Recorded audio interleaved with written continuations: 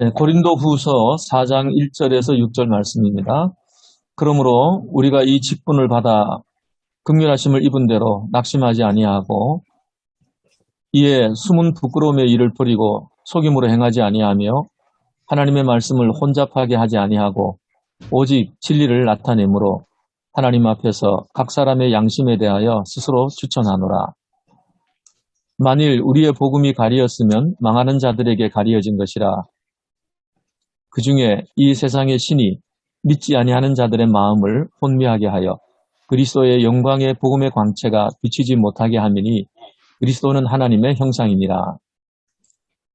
우리는 우리를 전파하는 것이 아니라 오직 그리스도 예수의 주 되신 것과 또 예수를 위하여 우리가 너희의 종된 것을 전파함이라. 어두운데 빛이 빛이라 말씀하셨던 그 하나님께서 예수 그리스도의 얼굴에 있는 하나님의 영광을 아는 빛을 우리 마음에 비추셨느니라. 예, 2월 27일 주일 주연절 후 8째 주일 말씀인데 제목은 포기할 수 없습니다라는 제목으로 나와 있고요. 아까 읽었듯이 고린도후서 4장 1절에서 6절인데 먼저 주석을 보면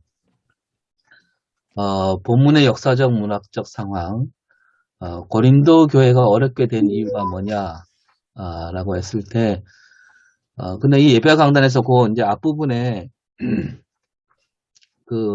고린도 후서에 대한 배경에 대해서 설명을 했는데요. 읽어봐도 이게 딱 잘 그림이 그리지 않게 써 있는 것 같아요. 그래서, 아무튼 그 부분은 이제 제가 넘어갔는데, 어쨌든 고린도 교회가 어렵게 된 이유는 고린도 교회 바울을 반대하는 대적자들이 들어왔기 때문이다라고 하면서 그 대적자들이 누구냐면 팔레스타인 출신 유대 그리스도인이고 그들은 자기들을 지극히 큰 사도로 자칭하는 사람들이고 권위를 내세우며 교회 위에 군림하려는 사람들이고 예루살렘 교회 추천장을 갖고 와갖고 자랑하는 사람들이고 따라서 바울에게 사도직 정통성에 대한 논란을 야기하는 그런 사람들이라고 말하고 있습니다. 그리고 바울은 그 적대자들을 향해서 뭐라고 규정짓냐면 그들은 거짓 사도이면서 속이는 일꾼들이다. 좀 심하게 두 번째는 사탄의 일꾼이고 자기 자랑만을 앞세운 자들이고 그리고 환상과 계시를 자랑하고 유대인 출신이라는 것을 자랑하는 사람들이다. 라고 하면서 바울이 자기 얘기를 하면서 그 사람들이 예루살렘 교회 추천장 얘기할 때 바울은 고린도 교회 교인들이 나의 추천장이다. 그리고 나는 하나님께 부름받은 사도다.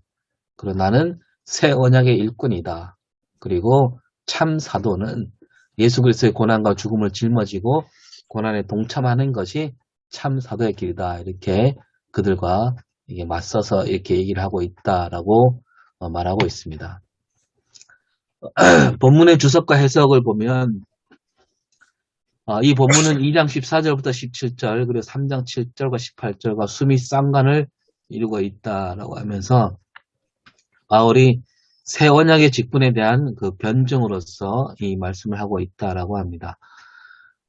바울에 대한 비난이 여러 가지가 있는데 병약한 육신, 말이 어눌하고 사도로서 진정성을 나타낼 만한 어떤 능력이나 표적을 보여주지 못하는 것에 대해서 비난하고 바울이 자기 복음을 전한 자라고 이렇게 바울을 비난하고 있다라고 합니다. 바울은 여기에 대해서 복음을 받아들이지 못하는 까닭은 그들이 그 마음에 수건이 덮여있기 때문이다. 그리고 사탄이 광명의 천사를 가정하여 마음의 눈을 멀게 하고 있다라고 하면서 바울은 자기가 전파하는 것은 그리스도 예수의 주 되신 것을 전파하는 것이고 그리고 복음을 받는 사람들의 마음에 구원의 빛이 비치도록 하리라. 바울이 이제 그 다메섹 도상에서 예수님 만나고 그 빛을 잃었다가 다시 눈을 뜨게 되는 것과 연관지어서 그 빛을 얘기하면서 복음을 받는 사람들에게도 그러한 구원의 빛이 비치게 하는 그런 선포를 얘기하고요. 그리고 그리스도 안에서 하나님 영광의 광채가 드러난 것을 알리고 있고 예수는 그리스도이며 주님이다. 이 진리를 전파한다고 말하면서 또 나는 고난받는 사도로서 부름받았다. 그리고 4장 6절에 나오는 것처럼 하나님의 영광을 아는 지식은 십자가와 부활의 복음이 바로 하나님의 영광을 아는 지식이다. 이렇게 말하고 있습니다. 신학적 메시지와 설교 주제를 보면 이렇게 질문을 던집니다. 왜 그들은 바울이 전한 복음을 비난하며 거부했을까? 그것은 그들이 지금까지 믿어온 옛 언약, 그러니까 모세와 율법의 틀을 버리기가 쉽지 않았기 때문에 그들은 바울이 전한 복음을 비난하고 거부했다. 라고 하면서 옛 방식을 고집하는 사람을 이 사람이라고 하고 새 방식을 받아들인 사람을 저 사람이라고 했을 때 바울의 복음은 이 두 사람에게 동일한 복음으로 전해진다라고 말합니다. 그래서 주님의 교회는 어떤 상황에서라도 그리스도를 주님으로 고백하며 영광의 복음을 전파하는 복음 선포의 자리가 되어야 한다라고 하고 그리스도 예수가 주님이라는 고백이 바로 복음 전파의 핵심이라는 것을 얘기하면서 바울은 복음의 빛을 통해 일하는 새로운 창조의 일꾼이었다. 그리고 우리가 전하는 복음 그 자체가 바로 하나님의 영광을 비추게 하는 예수의 빛이다. 이런 관점으로 설교 구성을 하라고 조언하고 있습니다. 예, 설교 남궁 천수 목사님이 한 설교인데 도입 부분에 귀향길은 이제 명절 얘기하면서 귀향길은 중간에 포기할 수 없고 끝까지 꼭 가야 하는 길이다라고 얘기하면서 바울도 다메섹 도상에서 예수를 만나고 그 뒤부터는 포기하지 않고 복음을 위해서 멀고 험한 여정을 앞으로 나아갔다. 고린도 후서를 쓰게 된 배경을 잠깐 얘기하면서 기쁜 마음으로 위로와 격려를 담아서 고린도 후서를 쓰게 되었다라고 소개하고 어려움 가운데서도 바울이 낙심하지 않은 까닭을 세 가지로 나눠서 설교를 하셨습니다. 이 직분은 하나님이 친히 맡겨주셨다는 확신이 낙심하지 않을 수 있었고 또 두 번째로 직분을 받은 종들은 하나님 말씀을 온전히 전파하여 드러내야 한다. 그런 마음가짐이 낙심을 막을 수 있었다. 그 다음에 세 번째, 직분을 맡은 종들이 해야 할 일은 복음 전파여야 한다. 그 복음 전파를 포기할 수 없다라고 하면서 결론적으로 한국교회가 신뢰를 잃었는데 거룩한 사명자들이 바울처럼 그런 사명을 갖고 영광스러운 빛이 이 땅에 찬란하게 빛나기를 그런 마음으로 설교를 맺고 있습니다. 함께 생각해볼 문제를 세 가지로 제가 정리했는데요. 고린도 교회에 이제 대적자들이 들어왔다 그랬는데 오늘 우리에게 대적자들은 누구인가 생각해 봤으면 좋겠고요. 그리고 바울이 그리스도가 예수가 주님이란 고백, 이게 복음의 핵심이라고 했는데 우리가 이 말을 어떻게 잘 풀어줄 수 있을까? 세 번째, 복음이란 하나님의 영광을 사람들 마음에 비추게 하는 그리스도 예수의 빛이다. 이렇게 말하고 있는데 이것도 무슨 뜻인지 한번 나눠봤으면 좋겠습니다. 이상입니다.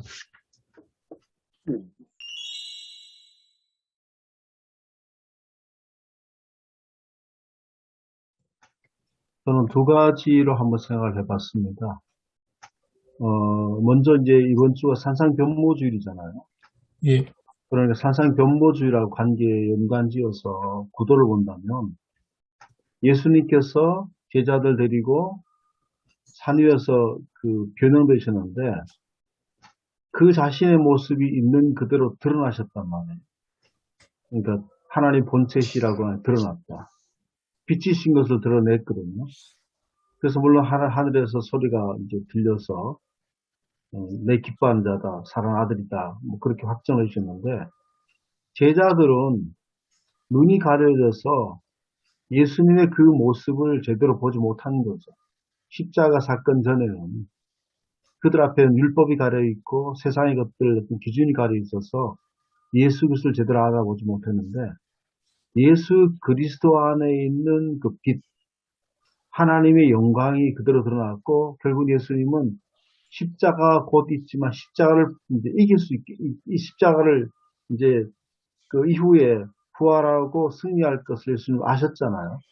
그 모든 과정들을 그 제자들은 잘 모르는 상황이고 예수 그리스도 안에 있는 그 하나님의 본체가 모든 걸 이기게 하셨다는 거죠. 그러다 바울 보면 바울도 겉모양을 본 거거든요. 고린도 교회 교인들도 그렇고 겉모양을 보면서 예수 그리스도가 바울에게 그 빛이 비쳤을 때 바울에게 빛이 있고 예수 그리스도의 영광이 있고 우리는 하나님의 예수님의 본체가 된 것처럼 우리도 그리스도인들은 실제로 빛나는 존재라는 거죠.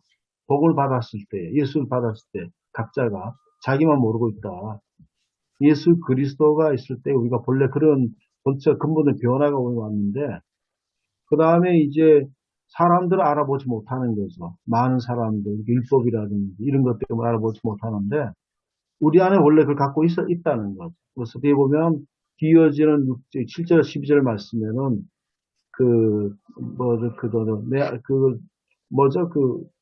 아닙니까? 쓰러짐을 당하고 그래도 우리 안에 그 가장 그 귀한 것이 있다고 하는 것을 이제 얘기해주고 있는데 그래서 우리가 이런 고난을 자체 이길 수 있는 능력을 갖고 있다.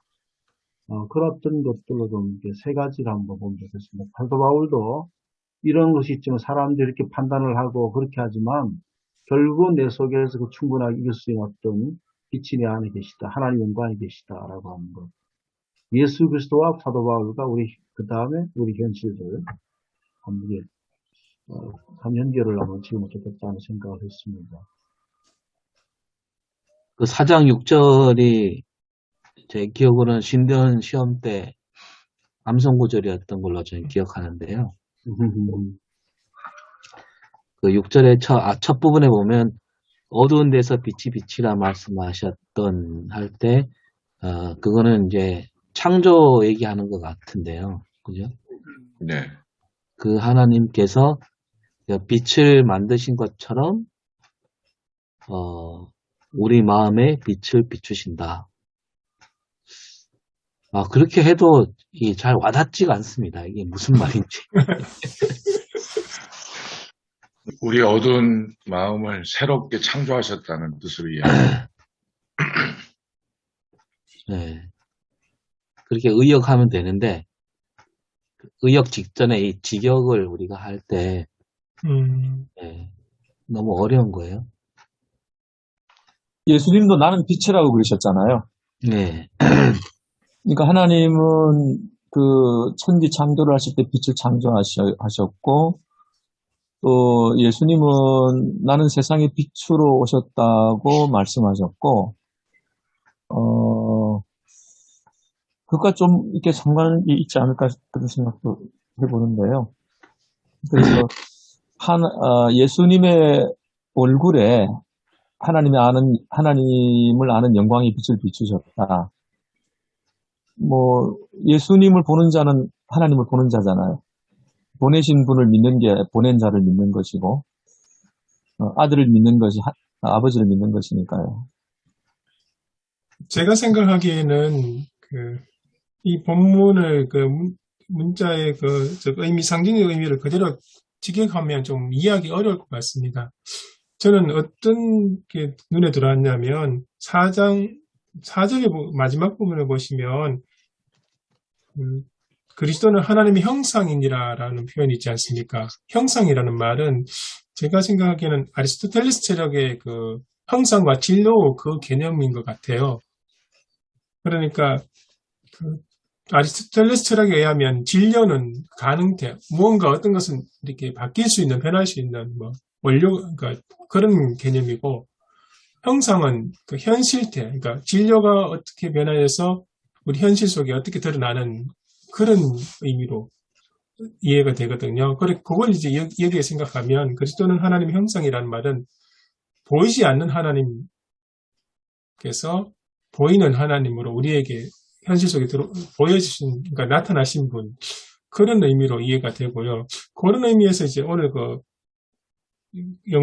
그리스도의 영광의 복음의 광채, 혹은 하나님의 영광을 아는 빛, 예수 그리스도의 얼굴에 있는 하나님의 영광을 아는 빛, 이런 의미도 어쩌면 예수 그리스도를 통해서 하나님이 어떤 분인지, 그러니까 조금 전에 고 목사님 이야기하신 것처럼 우리에게 보여주셨는데, 그러니까 알 수 있다는 거죠. 예수 그리스도를 통해서. 그런데 이제 문제는 모든 사람이 예수 그리스도의 복음을 듣고 아는 것이 아니고, 복음을 듣더라도 어떤 사람은 그걸 받아들이고 아는 사람이 있고, 어떤 사람은 그것을 받아들이지 않는 사람이 있다는 거죠. 그 개념에서 이제 그리스도를 알고 예수 그리스도를 하나님으로, 그리고 하나님의 아들로 믿고 영접할 수 있는 것은 이제 그 역할을 하는 게 이제 하나님의 영광의 빛이라는 것이 아닐까, 그런 생각이 듭니다. 아까 말씀하셨던 6절에 그 어두운 데서 빛이 비치라는 말씀하셨던 하나님, 창세기에 나오는 그 창조도 보면 빛이 있으라 해서 어둠 속에서 세상을 창조해내시지 않습니까? 그것처럼 여기 또 뉘앙스가 또 바울이 경험했던 다메섹의 경험도 있거든요. 깔려 있는 것 같아요. 그러니까 바울에게 빛이 비쳐서 그가 그 사건을 계기로 해서 예수 그리스도를 대해서 알게 되지 않습니까? 그런 개념 연관되는 것 같아요. 그래서 저는 그렇게 이해를 해봤습니다. 이 빛이라는 것, 예수 그리스도가 참 하나님이고 이 땅에 오신 인간의 몸을 가지고 오신 하나님이시다는 것, 그리고 그 예수를 통해서 성경에 계시된 하나님을 알 수 있다는 것. 뭐 같은 뜻이고 비슷한 뉘앙스인데, 저는 본문 말씀을 보니까 역시 고린도후서 5장 17절 말씀을 통해서 조금 더 뚜렷하게 알 수 있지 않나 생각이 드네요. 제가 읽어드리면, 그런즉 누구든지 그리스도 안에 있으면 새로운 피조물이라. 이전 것은 지나갔으니 보라 새 것이 되었도다. 우리가 이제 새로운 피조물로 새롭게 창조됐다는 그 말씀인데, 역시 6절 말씀 돌아가면 하나님께서 우리 마음에 빛을 비추셨다. 근데 하나님께서 우리 마음에 빛을 비추시는데, 그것은 이전에 이 세상을 창조할 때 하나님께서 빛이 있으라 하고 선포하신 그 하나님이 우리 마음에 빛을 비추셨는데, 그 빛으로 말미암아 우리가 새로운 인식을 하게 되는데, 그 인식을 하고 보니까 예수 그리스도의 영광을 인식하게 되는데, 그 영광은 예수 그리스도의 얼굴에 나타나는 곧 하나님의 영광을 인식하게 된다. 본문을 좀 달리 해석을 풀어보면 그렇게 나오는 것 같습니다. 그래서 저는 이 고린도후서 4장 6절 이 말씀은 5장 17절 말씀과 연관되는 것이 아닌가. 또 하나 제가 생각나는 것은, 예수님이 부활하시고 나서 누가복음 24장 31절, 저는 참 중요하다고 보는데요. 엠마오로 가는 두 제자들이 부활하신 주님이 곁에 왔는데도 알지 못하는 것은 그들이 부활을 믿지 않았기 때문에, 여전히 믿지 않은 상태로 그대로 가다가 부활하신 예수님이 식탁 위에 있는 평범한 빵을 들어가지고 딱 주는 순간 그들의 눈이 밝아졌다 했거든요. 예수님 줬을 때. 예수님을 봤는데 보지 못하는데, 예수님이 빵을 딱 찢어주는 순간, 본문 말씀 참 재밌습니다. 그들의 눈이 비로소 눈이 밝았다. 그러니까 인식의 문제 아니겠습니까? 봐도 보지 못하는데 예수님이 딱 그들에게 떡을 떼어주시니까 비로소 그들의 눈이 밝아졌다는 것은 어둠에 있던 사람은 어둠 속에 있기 때문에 사물을 보지 못하는데 빛이 비치니까 어둠 속에 있는 그 모든 것들이 벗어지듯이 이 본문 말씀도 그런 맥락 아닌가 생각이 들었습니다. 바울이 그 개인적으로 예수님을 만난 그 다메섹 사건에서도 빛이 비추어져서 맞습니다. 새롭게 눈이 밝아진 것처럼 예, 예. 새로운 눈을 가진 것처럼 그 개인적인 경험들이 이 말씀 속에 들어있는 것 같은데요. 예, 맞습니다. 저도 그렇게 생각합니다. 그 하나님의 빛은 영원하잖아요. 태양이. 우리가 태양이, 저는 그런 예화를 썼습니다. 잘 알고 있는 예화지만, 우리가 오늘 날씨가 별로 좋지 않은데 구름이 이제 끼고 그렇다 할지라도, 비행기 우리가 타고 올라가면 태양은 빛나잖아요. 그래서, 그래, 가리개들이 많이 있다. 그럼 하나님은 원래 그렇게 아는데, 율법도 하나 가리개라는 거죠. 하나님 영광을 가리는 어떤 가리개가 됐고, 하나님이 이 세상에 예수 그리스도 통해서 이 세상에 오셨습니다. 하나님 본체가 오셔서 빛나는 본체가 되시는데, 사람들은 그걸 알아보지 못했다는 거죠. 그런데 그 빛이 바울에게 비쳤고, 바울 안에도 예수 그리스도의 형상이 있고, 빛이 있다는 거죠. 그 때문에 빛이 있다. 그런데 이 고린도 교회들은 가리개를 보느라고 바울 안에 있는 빛을 보지 못하는 거죠. 예수 그리스도를, 그래서 복음을 혼잡하지 않게 했다. 여러 가지 어떤 그런 걸 통해서, 그러니까 순수하게 복음 자신들은 예수 그리스도를 빛을 드러내기 원하고 있다.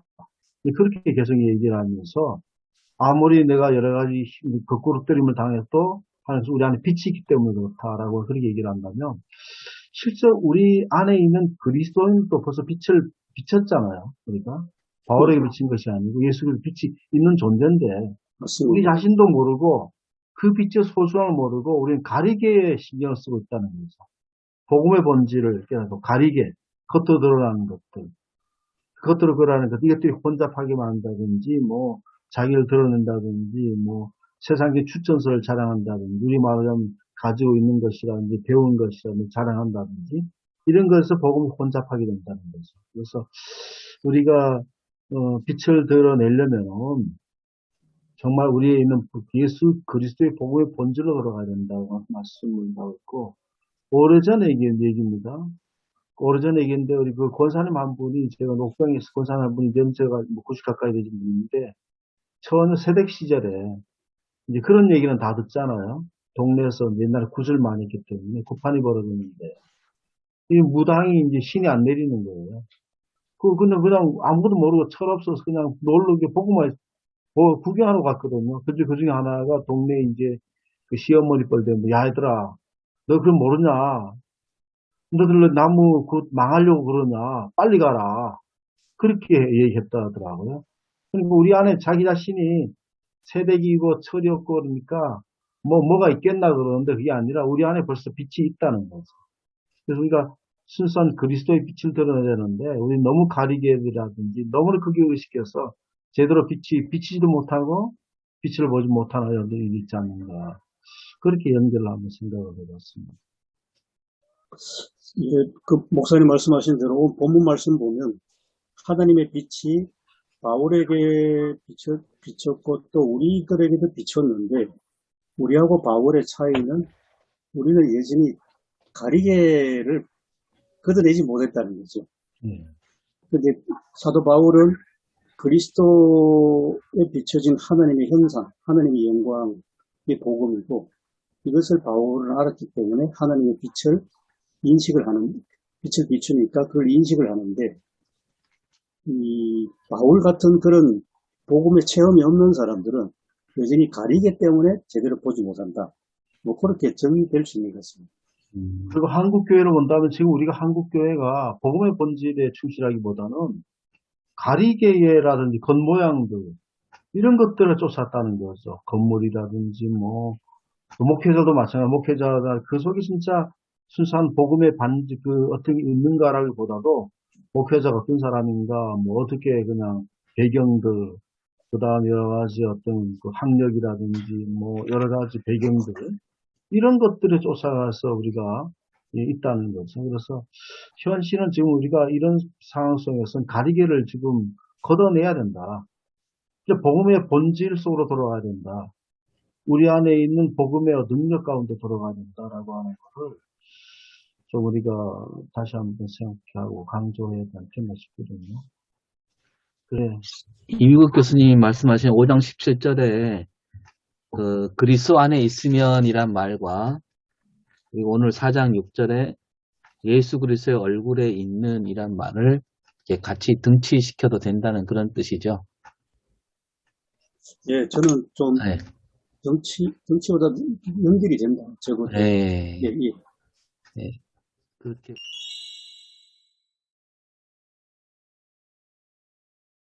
보면 되는데, 그러면 이제 그 바울의 경험과 얘기했을 때 바울이 예수님을 만나기 전에도 바울은 그 하나님의 영광에 대해서 알고 있는 사람이잖아요.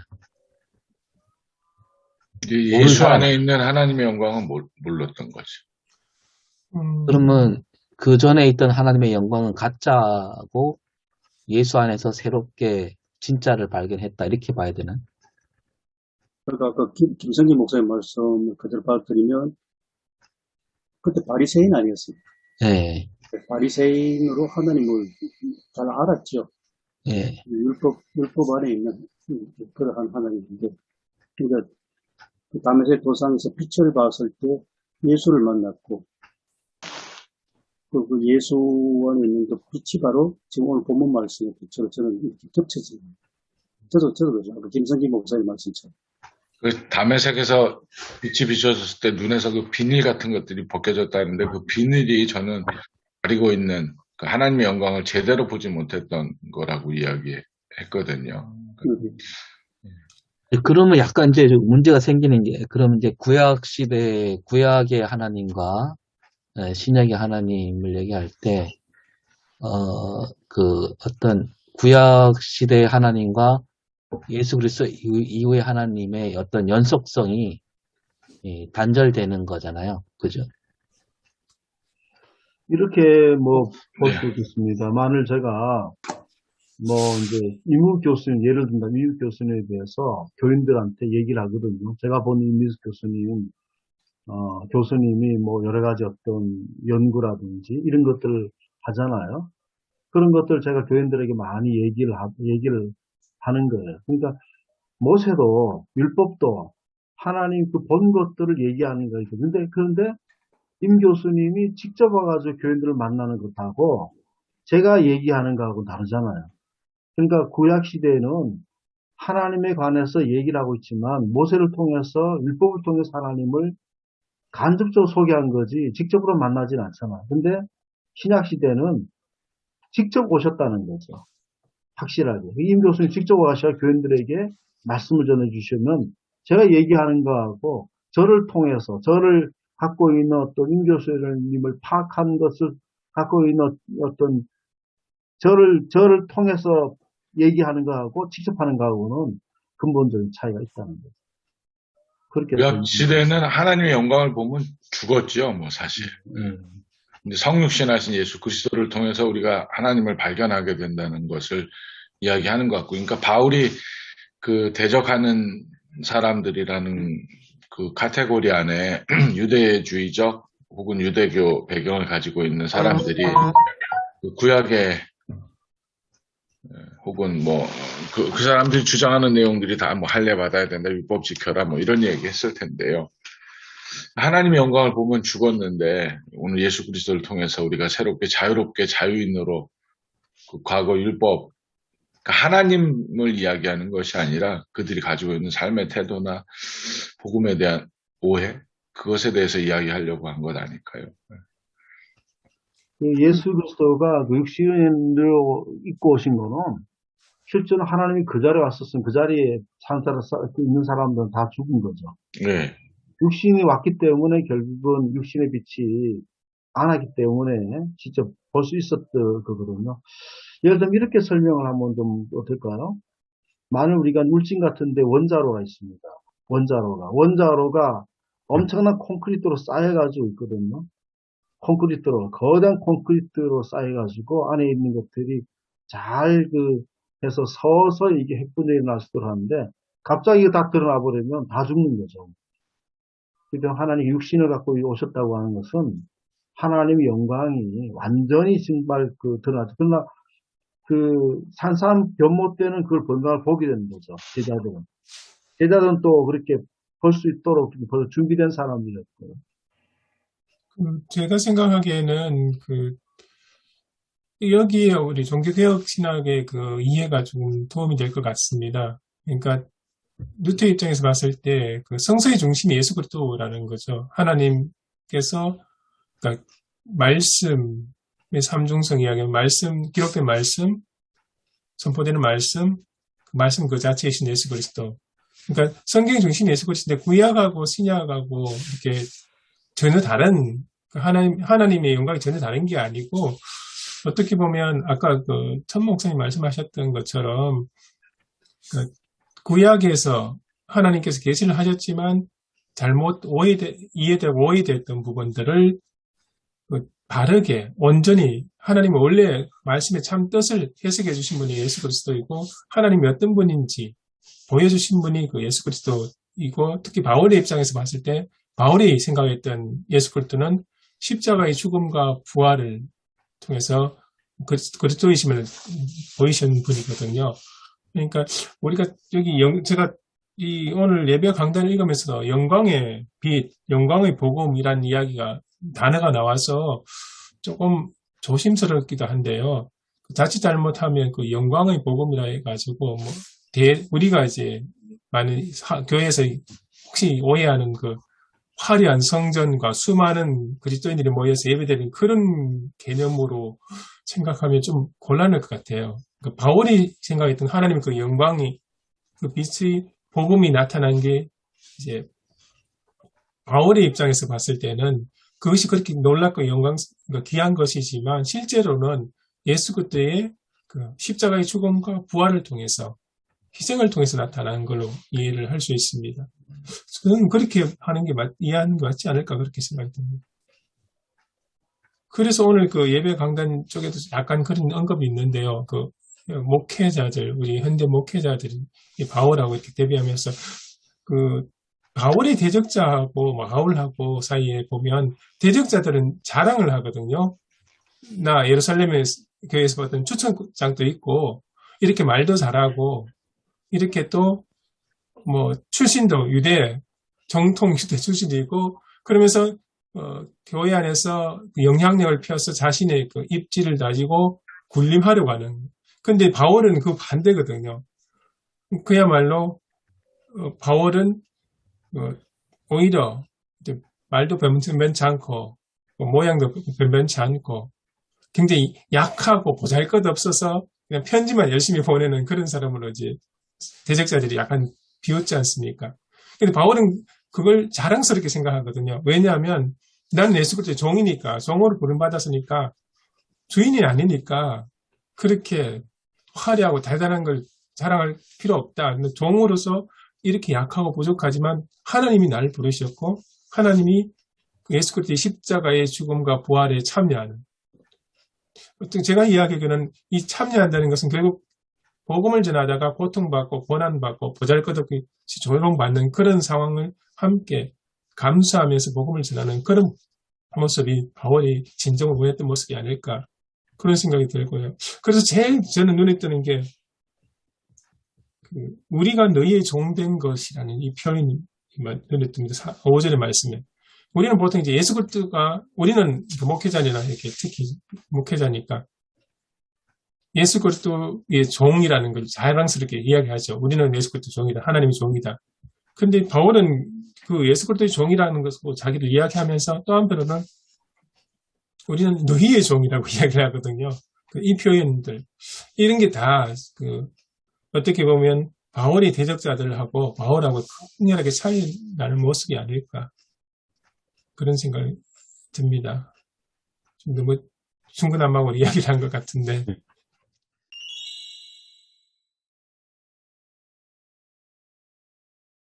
그러면 그 고린도 교회에 있는 대적자들은 예수를 안 믿는 사람들인가요? 아니면 잘못 믿는 사람인가? 아니면 유대주의자들인가? 잘못 믿으면 안 믿는만 못한 것 같아요. 네. 그 예수를 믿는 사람이었을 거라고 생각합니다. 근데 그 바울이 생각했던 그런 예수가 아니고, 그러니까 구약의 그 모세와 율법의 그 틀 안에서 예수 그리스도를 이해를 하는 것 같습니다. 그러니까 예수도 믿고, 그리고 그 율법도 지켜야 되고, 할례도 받아야 되고, 그런 개념으로 쭉 연결해가지고, 그렇게 예수에 대한 이해를 했지 않았을까, 그렇게 생각합니다. 복음을 이해하지 못하는 뭐 그리스도인 뭐 그렇게 볼 수도 있겠고. 근데 이제 예배 강단에서는 그 사람들을 가리켜서 완전히 사탄의 세력이라고까지 말하잖아요.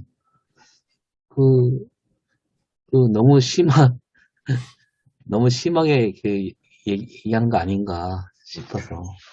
교회 안에 사탄들이 있습니다. 하긴 사탄이 네, 그죠? 그렇게 나타날 수도 있죠. 아주. 네, 광명의 천사로도 나타나는데 네. 어쨌든 복음의 본질에 접근하지 못하게 하고 복음을 다른 것으로 대치시키려고 하는 그런 것들은 뭐 사탄이 하는 일이라고 우리는 볼 수밖에 없는 거죠. 그 사람들 입장에서는 하나님의 영광을 보면 죽는데 예수님 안에 하나님의 영광이 있다고 하면 무서운 거죠, 사실. 무섭기도 하고 우습기도 하고 어떻게 보면 그걸 잘 깨우쳐줘야 하는 게 바울의 사명이지 않았을까요? 그러니까 출애굽기 33장, 34장에도 보면 이제 모세가 하나님과 대면해서 만나고 얼굴에 광채가 나서 수건 가리고 또 그 전장 33장에는 보면 모세가 하나님의 얼굴 보기를 원하거든요. 근데 하나님이 안 보여주시고 너 내 얼굴 보면 죽는다 그렇게 말씀하시고 반석 위에 서라 그리고 손으로 이렇게 덮어주시거든요. 그리고 손을 거두면 네가 내 등을 볼 것이다. 나는 이미 지나가고 우리가 하나님 등을 보고 살았는데 예수 그리스도께서 오셨으니 얼굴의 광채를 통해서 하나님의 영광을 직접 대면하고 그러니까 이 적 사고를 가지고 있는 사람들한테는 이해하기 힘든 일이었겠죠. 저기 그 사탄의 역사를 보면 사탄이 예수님이 세례받고 물리 올라오지 않습니까? 하나님의 아들로서 모든 사람이 드러나게 되는데 자체 드러나게 된 거죠. 하나님의 아들이고 기뻐하는 자 드러났는데 그 다음에 광야의 시험을 받아 사탄이 세 가지 시험을 하면서 저는 그렇게 보면 하나님의 아들이신 걸 드러낸 것보다도 자꾸 뭔가 이 세상의 어떤 걸로 덮으려고 자꾸 한다는 거죠. 그걸 대체하려고 한다. 자꾸 땅으로 대체한다든지 뛰어내리라 그런다든지 영광을 주기 나의 전하라 그런다든지 그 예수 하나님의 그것들을 자꾸 덮으려고 하는 사탄의 역사니까 오늘도 복음의 본질을 흐리게 한다든지 복음의 본질을 하는 것은 가리는 역사가 되는 거죠. 그러니까 사탄의 역사다고 정의하게 된 것도 바로 그런 것 같습니다. 예수님이 십자가에 돌아가실 때 벌거벗고 다 돌아가셨을 건데요. 제가 스페인에 있는 바르셀로나 가면 사그라다 파밀리아 성당에 부조물이 있어요. 예수님 이제 십자가에 달린. 근데 거기 적나라하게 나체예요. 나체. 그래서 조금 쇼크를 먹었는데 대부분 다 가리잖아요. 그러니까 예수님의 모습을 보면서도 우리가 가리려고 하는 내가 왜 이 얘기를 하는가 지금.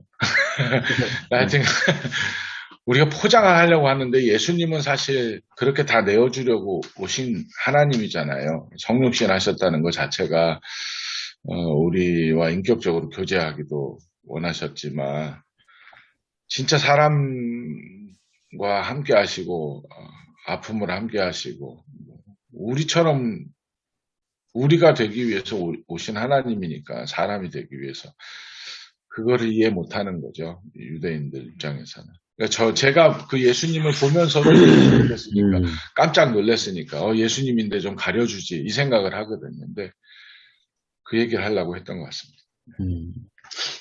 근데 이제 그 예배 강단에 보면 그 톰 라이트 인용을 잠깐 해요. 톰 라이트 그 마침내 드러난 하나님의 나라 쓴 사람이잖아요. 근데 이제 여기서 인용한 거는 뭐 좀 다른 얘기지만 그 톰 라이트 얘기는 그 구약 시대 율법과 신약 시대 복음이 연결된다는 식으로 이렇게 얘기를 하거든요. 그 율법 그러니까 뭐 톰 라이트도 뭐 율법이 뭐 율법주의 그러니까 율법을 지켜야만 구원받는다 이렇게 보지 않더라고요. 구약 시대에도 구약 성경 어디에 그런 말이 있느냐? 율법을 다 지켜야 구원받는다 이런 말 없다. 구약 성경에도 이스라엘 백성들이 율법을 잘 지켰기 때문에 애굽에서 끌어내신 게 아니다. 구약 시대에도 하나님의 은혜가 먼저다. 그렇게 이야기하면서 그 율법주의에 대해서 또 새로운 이해를 얘기하고 있거든요. 근데 이제 이 사람 얘기를 하는 걸로 봐서 이 예배 강단 어떤 논조가 그 유대주의자들은 그동안 잘못된 하나님을 믿었고 뭐 좀 알다가도 일부 아주 극히 일부만 믿었고 예수 그리스도로 말미암아서 참된 하나님을 만나게 된다. 이렇게 보기가 좀 이렇게 잘 연결이 안 돼진다 이거죠. 제가. 잘못 믿었다기보다는 예수가 왔는데도 예수를 모른 거죠. 그렇죠. 그거 아닐까. 그런 것도 있고, 그 바울이 고린도에서 1년 6개월 동안 가르쳤을 때는 진짜 예수 그리스도의 복음, 자유케 하는 복음을 가르쳤잖아요. 진짜 그 1년 6개월 동안에 바울만 그런 것이 아니라 브리스길라 아굴라도 있었고, 그 다음에 실라와 디모데도 있어서 진짜 복음을 가르쳤는데 이들이 들어가가지고 가리개로 덮으려고 한 거죠. 이들의 눈을. 오늘 가리개 얘기만 자꾸 얘기했습니다만 자꾸 덮으려고 그러고 그 겉으로 드러나기 현혹된 거죠. 고린도 교인들이. 자기 안에 벌써 복음을 받았는데도 불구하고 빛이 비쳤는데도 불구하고 그들이 갖고 있는 아주 화려한 언변이라든지 뭐 추천장이라든지 그런데 율법을 딱 대면 막 뭐가 있는 것 같지 않습니까?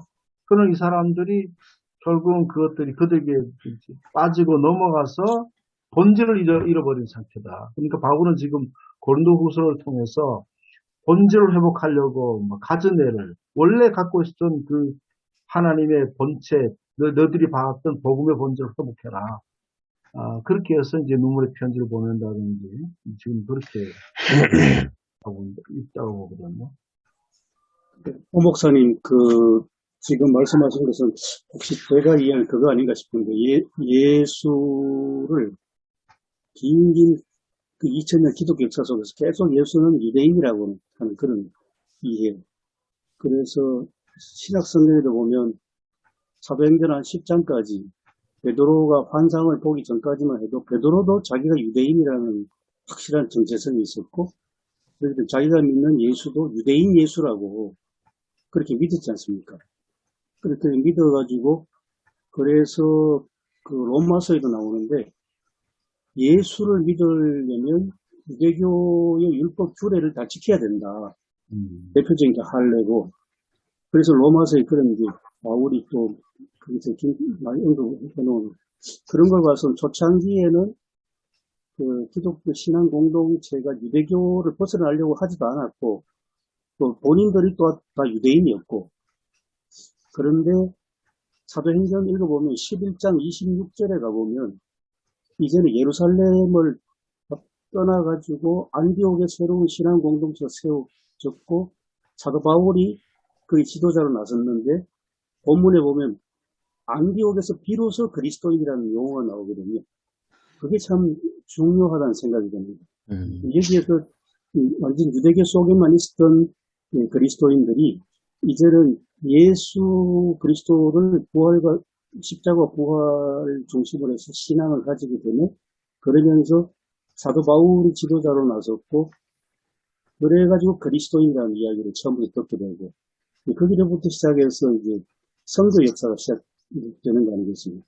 그래서 이제 고린도까지 쭉 나가는데 그래서 1단계는 유대교와 유대인으로서 확실하게 자리매김하고 있다가 이제 좀 이렇게 벗어나는 과정인데, 음, 근데 그 2세기 140년경 되면 마르시온이라는 사람이 나타나 정반대로 기독교 안에 유대교 율법주의의 독버섯을 다 떼내야 된다 그래가지고 유대교적 요소를 다 버리는 사건이 일어나는데, 그러니까 이제 마르시온이 그 당시에는 아직도 성경이 정경으로 확인 안 됐기, 고착이 안 됐기 때문에 마르시온은 누가복음하고 사도 바울 서신 10개만 가지고 나는 바울적 기독교다.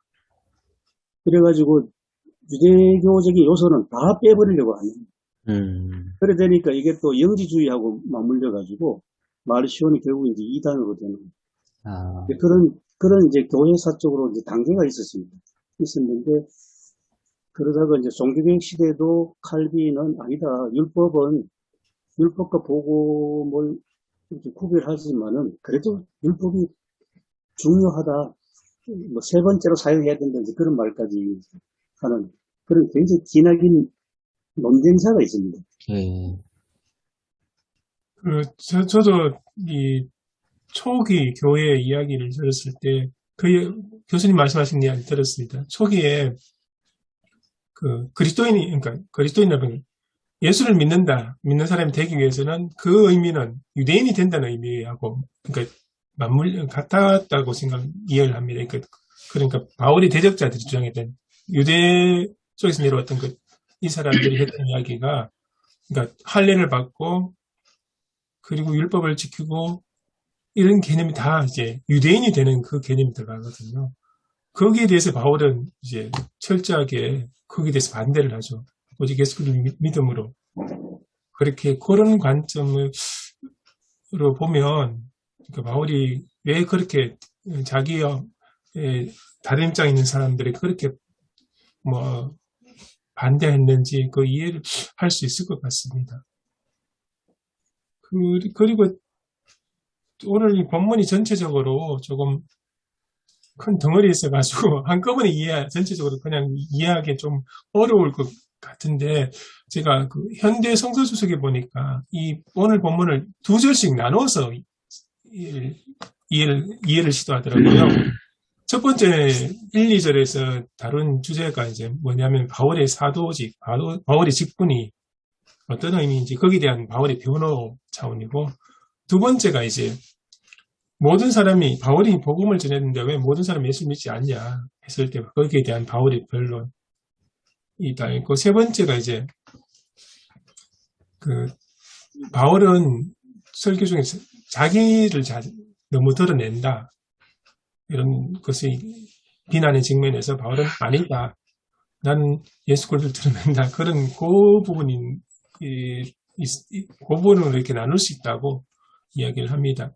그래서 제가 두 번째로 이야기 드리면 아까 계속 좀 말씀하셨던 그 부분, 만일 우리의 복음이 가려졌으면 망하는 자들이 가려진 것이라 그 중에 이 세상 신이 믿지 않은 자들의 마음을 혼미하게 하여 그리스도의 영광의 복음의 광채에 미치지 못하게 하매니 그리스도는 하나님의 형상이니라. 이 부분이 바로 이제 아까 빛하고 관련된 부분 같은데요.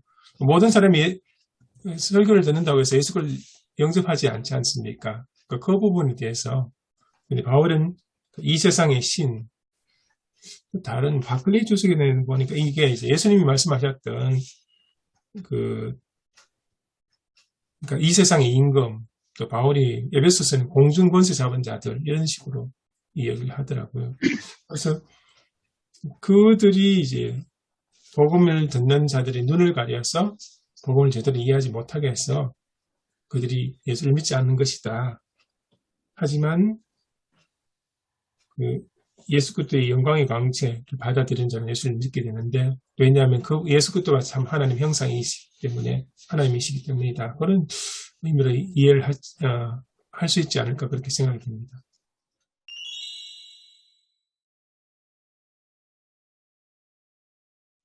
이절에 1절에 2절이군요. 숨은 부끄러움의 일을 버리고 했는데, 이 숨은 부끄러움의 일이 뭔가요?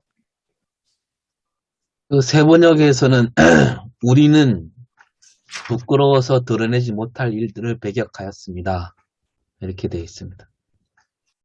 부끄러워서 대적하지 못하는 일들요? 부끄러워서 드러내지 못할 드러내지 일을 못하는 일들. 매격하였습니다. 음, 그러니까 부끄러운 일은 하지 않았다 그런 얘기 같은데요. 예. 이거 바울의 대적자들에 관한 이야기라고 보면은 좀 이해가 되긴 하는데, 새 한글 성경은 숨겨진 부끄러운 일들을 내버렸습니다. 그렇게 되어 있네요.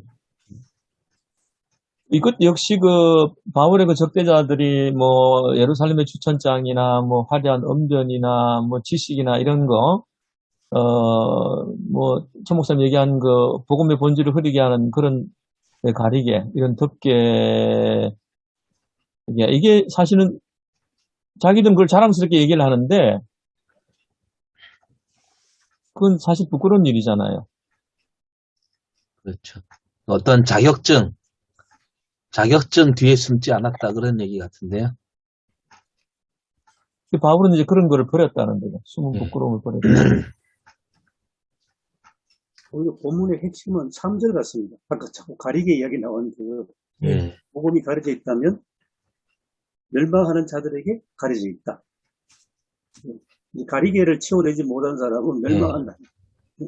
그런 뜻으로. 그러니까 그 추천장이 가리개가 될 수도 있는 거네요, 그죠? 예. 그리고 율법주의가 가리개가 될 수 있고, 예. 그런 의미로. 오늘날은 이제 목사라는 타이틀이 가리개가 될 수 있고. 저도 산상변모주의라는 걸 몰랐는데요. 아까 천 목사님 얘기를 해서 이번에 우리 예배와 강단에는 그게 빠져버렸나요? 빠졌습니다, 보니까.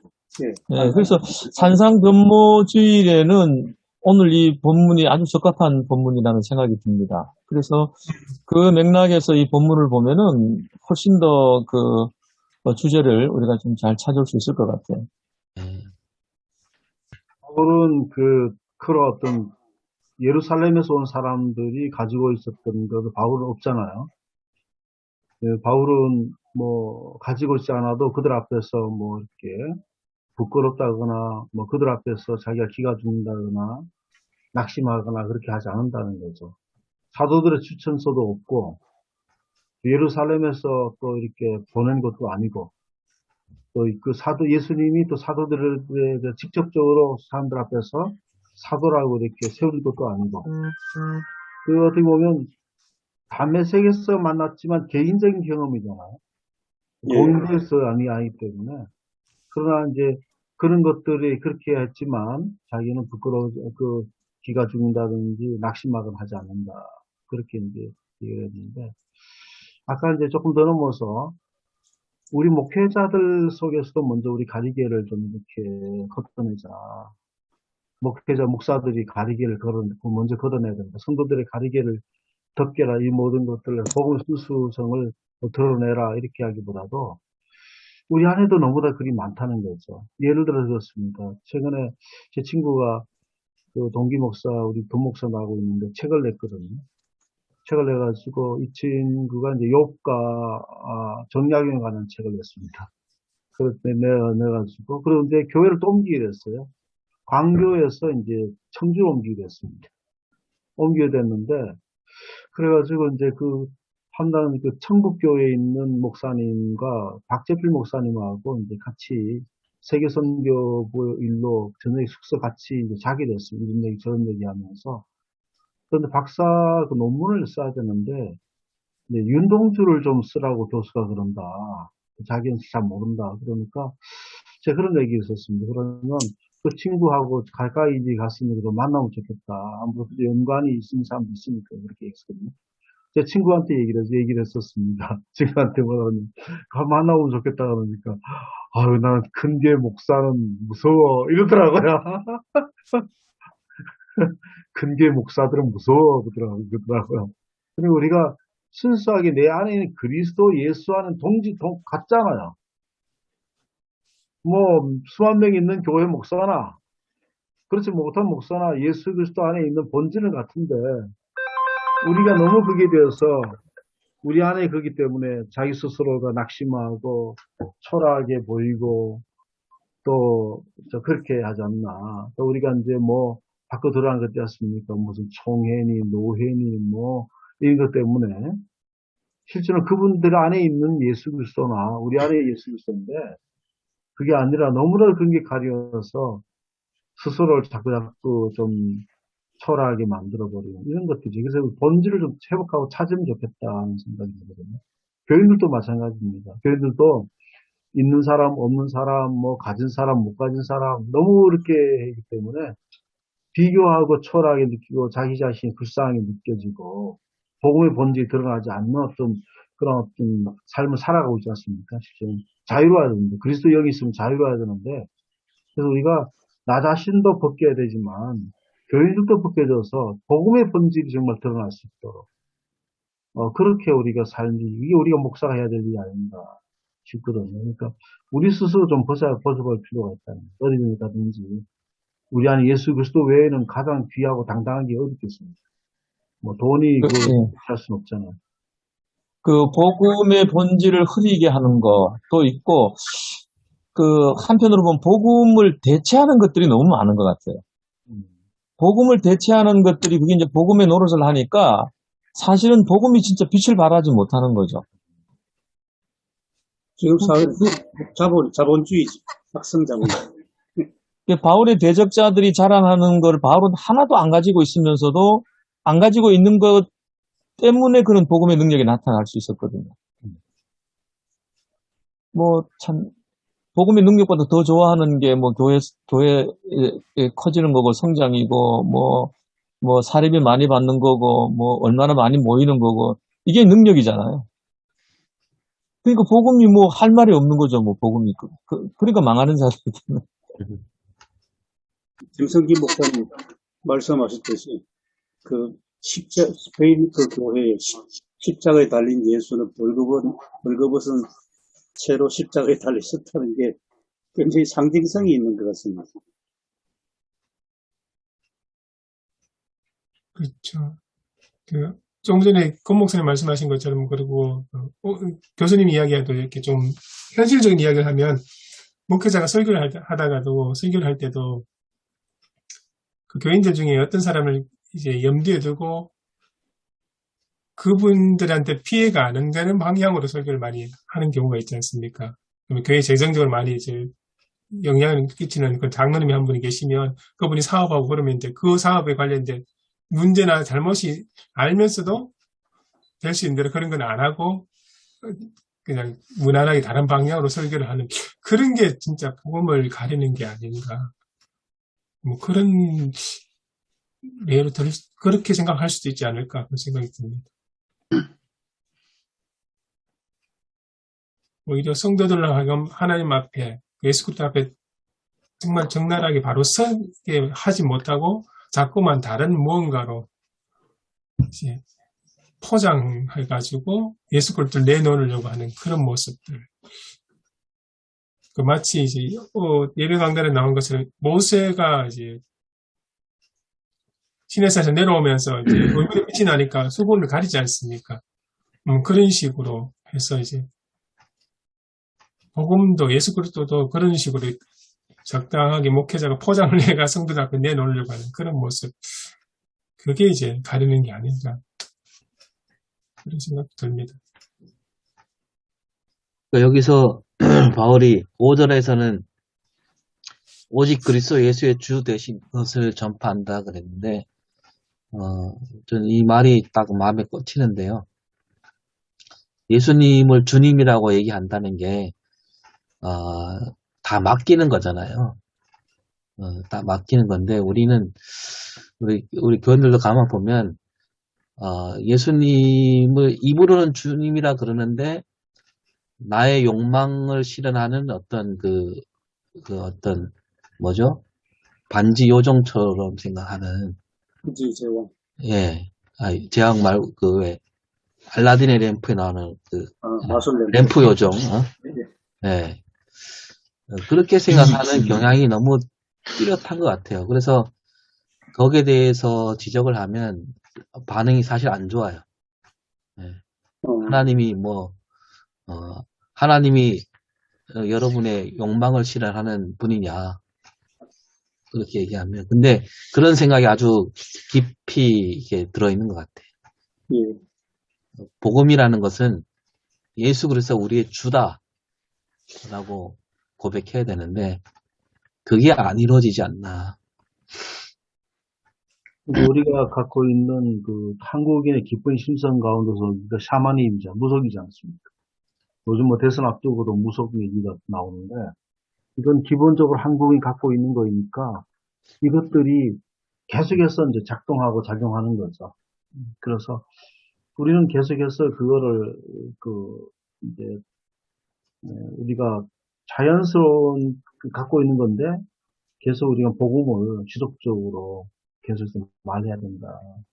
예수 그리스도가 정말 주님이 되신 것을 지속적으로 말할 필요가 있다. 아니, 천 목사님 말씀하신 것처럼 우리 안에 그 무속적인 그 신앙이 자리 잡고 있다는 게 그게 기본적으로 근저에 있는 거잖아요. 근데 유대인들한테는 그 자기들 안에 있는 기본적인 그 근저, 그게 하나님에 대한 예수님이 오셨을 때 오해가 있는 거라고 보시면은 비슷할 것 같은데요. 그러니까 그게 복음을 가리는 거죠. 지금 우리 안에서. 교인들만 있는 게 아니고 목사들이 갖고 있는 기본적인 것도 갖고 있어요. 목사를 했지만 목사가 되긴 했지만 실제로는 이제 그게 남아 있고 대부분의 메시지를 보면은 정말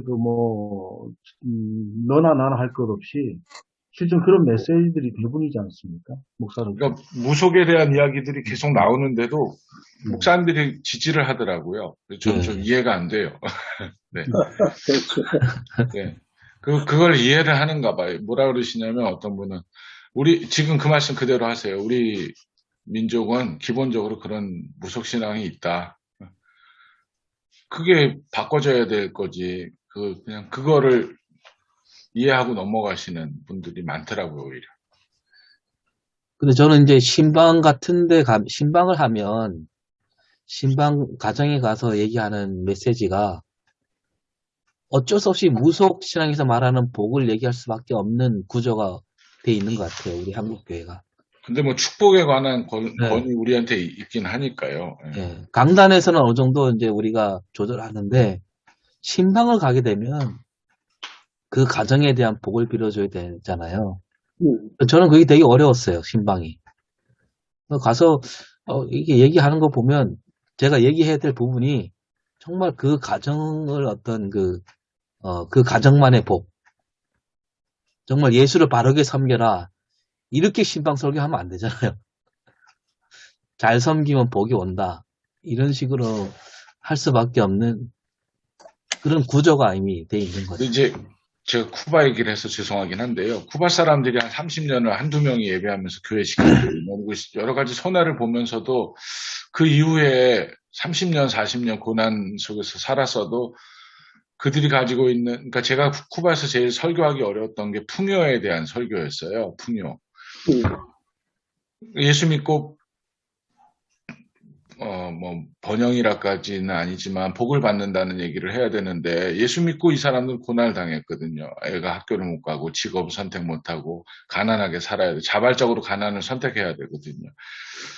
근데 예수가 주는 그 영적인 기쁨, 그 데살로니가 전서 1장에 보면 그 기쁨을 그 사람들이 누리고 살았어요. 그러니까 어떤 분이 그 캐나다에서 3개월 동안 저희 교환교수로 왔다가 가는 길에 설교를 하더라고요. 이제 고별 설교죠. 마지막으로 가면서 설교하면서 뭐라고 얘기를 했냐면 풍요를 자기가 여기서 느꼈다는 거예요. 작지만 감자 몇 개 가져다 주는 사람들, 또 그다음에 음식이 초라하죠. 우리 학교 식당이. 그러나 여러 사람들의 수고, 땀, 그다음에 사랑의 마음들, 뭐 이런 것들이 풍요로웠다고 이야기를 하더라고요. 제가 은혜를 그날 되게 많이 받았거든요. 근데 우리가 누리는 그 풍요에 대한 게 물질적인 것 혹은 건강 이런 것들만 생각해서 그렇게 되고 삼박자가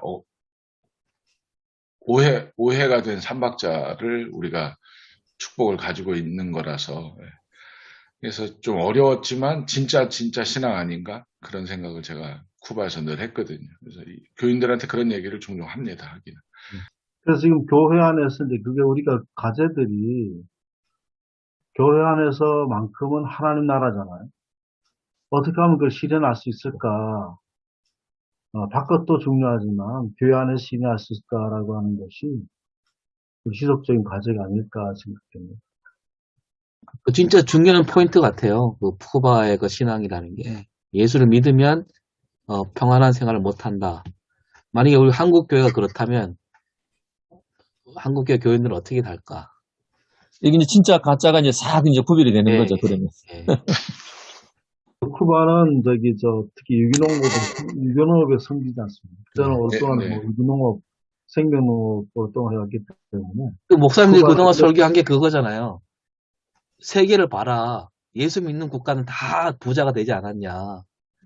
이런 식으로 하면 막 다 아멘 하잖아요. 그렇죠. 아, 그게 진짜 복음을 가리는 거 아니에요? 맞습니다. 네. 지금까지 우리 세대에 다 그런 설교 듣고 왔거든요, 우리가. 그러니까 엉터리 같은 걸 얘기하고 아멘으로 받아들이는 세대에서 살아왔습니다. 그래서 오히려 쿠바가 대안인 것 같습니다. 제가 보기에는. 네. 쿠바가 대안인.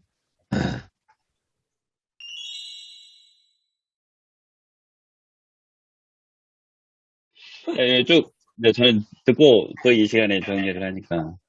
그러니까, 빛이신 예수 그리스도께서 어둠에 가려있는 우리를 빛의 자녀로 불러주셨다. 근데 이 빛은 그 예수 그리스도신데 하나님의 영광을 아는 빛이 그 어둠에 가려있는 우리, 이 어둠은 복음을 가리는 그러한 것들, 많은 여러 가지들이 있는데, 그래서 빛의 자녀로 만들어주셨고, 이 빛의 자녀를 가진 우리가 이 직분이잖아요. 빛의 자녀가. 이 직분을 가진 자가 오늘 본문을 보면 낙심하지 않는 모습이 있거든요.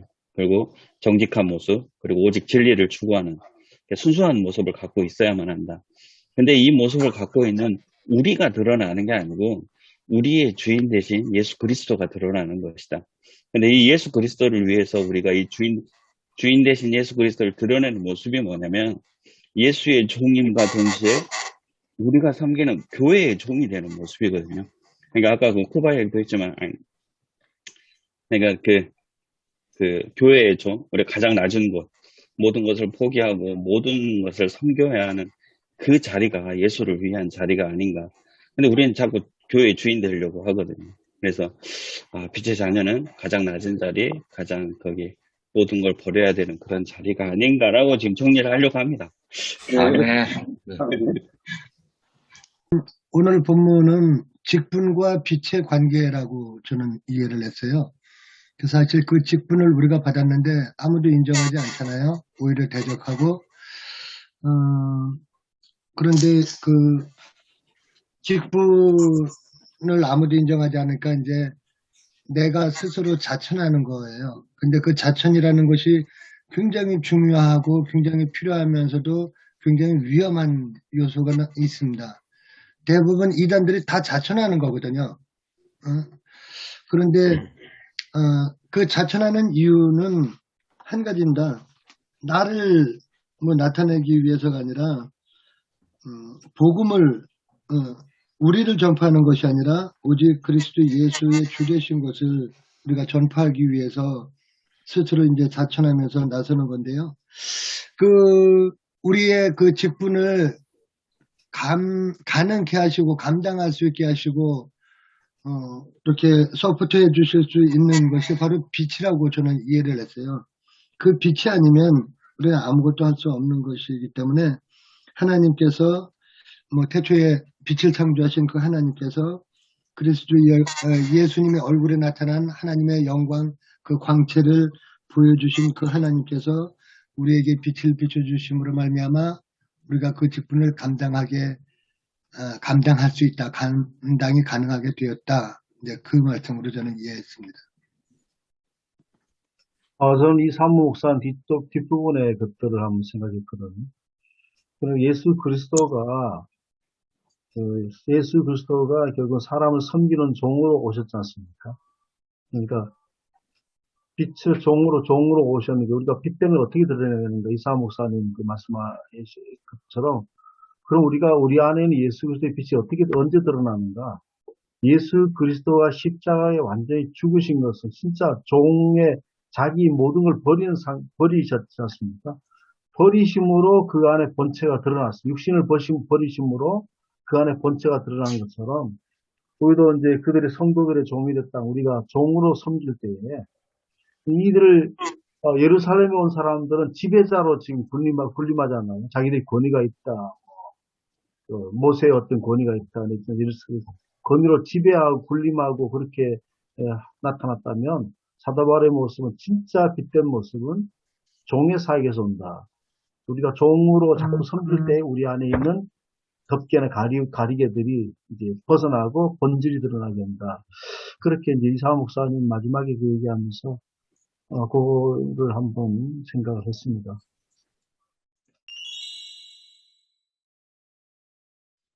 하나님 은혜를 감사드립니다. 오늘도 저희들의 귀한 시간을 주셔서 하나님 말씀을 더 깊이 나눌 수 있게 하심을 감사드립니다. 우리가 말씀을 대할 때마다 우리의 부족함을 느끼지만 주님께서 저희들에게 지혜를 주셔서 이번 한 주간도 잘 준비해서 하나님의 복음의 진리를 제대로 전할 수 있도록 인도하여 주시옵소서. 나를 앞세우기보다는 복음을 앞세워서 오직 예수 그리스도의 주 되심을 우리가 더 널리 알리는 우리의 설교 사역이 될 수 있도록 인도하여 주시옵소서. 감사드리며 예수님의 이름으로 기도합니다. 네. 고맙습니다. 수고하셨습니다. 감사합니다.